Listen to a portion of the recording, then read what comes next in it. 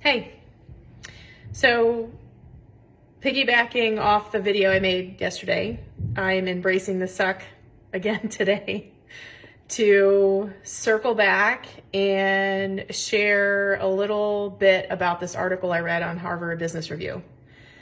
It's great. I'm going to share it along with this video. It is an article about how to talk to your teams and your organization about what's happened this past week in our country.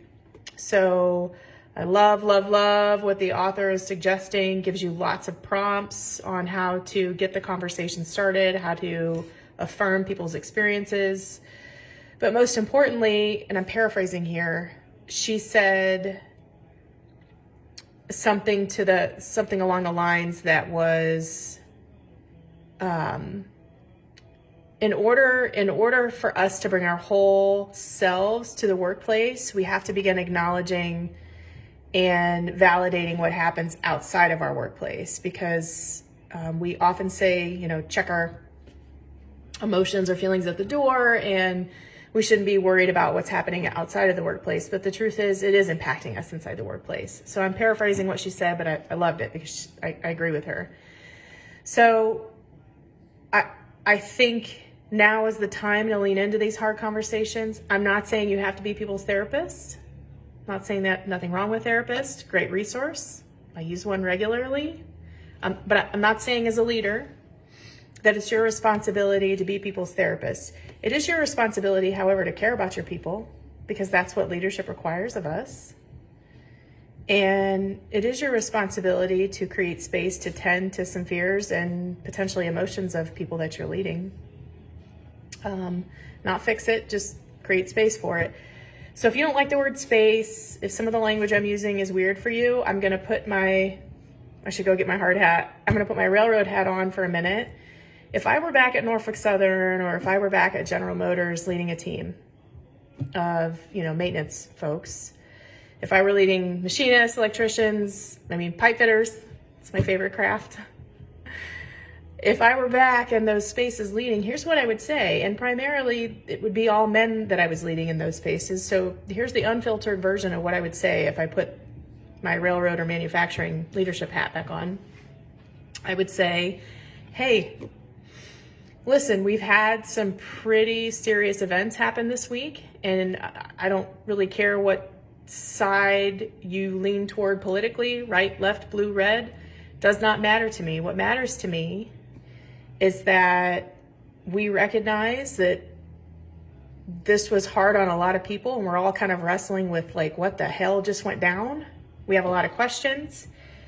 And I'm going to say this much, y'all, I realized you're not socialized to talk about emotions like men. That's kind of off the table. It's not what we do here. But I will say I'd much rather talk about and acknowledge whether you're pissed off, angry, frustrated, than have to deal with all the problematic behaviors on the back end. Because essentially, whatever you're wrestling with is going to impact your performance. And I can bet that you're probably going to be distracted at work, and you're working on heavy equipment. Lockout's a big deal right now. I don't want you all getting hurt. So let's take the next hour to talk about it. I don't care what comes out of your mouth. Whatever comes out is fine. We're not going to be giving each other advice. I want to check in, see how you're doing. How are you handling everything that happened this past week? And then we'll talk about what support looks like. And we'll figure that out. So let's talk about it. So that's an example of what I would say to my maintenance teams if I was back leading in that space. It's exactly what I would say. And then just hold space for it. I don't have to fix it for them, but I do have to acknowledge that they're human. And if I care about people that I'm leading, and I do, I wouldn't be able to sleep at night knowing that I didn't want to acknowledge the tough emotions that people are bringing into work, and then somebody violated a lockout or got hurt. That I would hold myself personally responsible as a leader for not really creating a space where people could work through that stuff. That's how much I care about the teams that I'm leading, and that's how much I believe in the work that I'm doing, tied to self-awareness and emotional intelligence. We can't opt out of emotions at work. It just doesn't work that way because we're human. We are emotional beings. So take a look at the article, see if there's something in there that will help you. Talk to your teams. This is an incredibly important time right now. There's no right or wrong way. Just lean in, do it. Maybe be willing to screw it up a little bit, but have the conversation. Ignoring it and pretending that what happened doesn't exist is not what we need from a courageous leader right now.